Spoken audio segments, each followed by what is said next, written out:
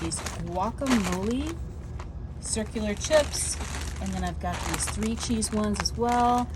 Get some refried beans, and we're gonna put a little bit on each one. Get second tray. I'm just gonna lay these out nice and pretty.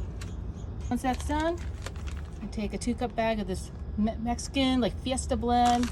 Just gonna pop all of the chips, and then this is gonna go into a 350-degree oven just to kind of melt all this cheese down. So like, I don't know, 5-7 minutes, not very long.